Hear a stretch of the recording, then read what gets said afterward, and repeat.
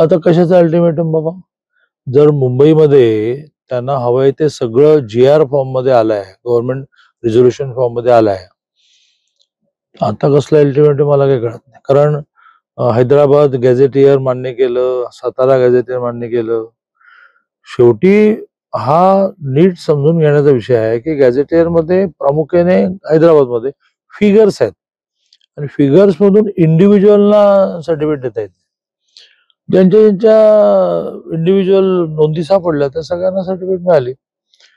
मराठवाड्यातच certificate मिळणं कमी होतं, तिथे आता 48,000 सर्टिफिकेट मिळाली आणि जवळजवळ 8 लाख नोंदी सापडल्या. तर नोंदी सापडल्या की लगेच सर्टिफिकेट मिळत नाही, कारण नोंदीच्या आधारे अप्लाय करायला, ऍप्लिकेशनच्या आधारे प्रोसेस होते.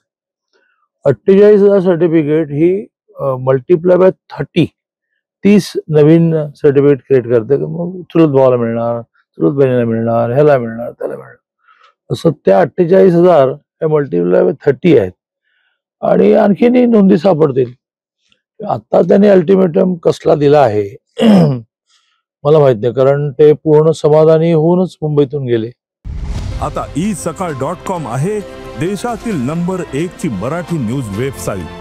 प्रत्येक अपडेटसाठी isakal.com ला नक्की भेट द्या.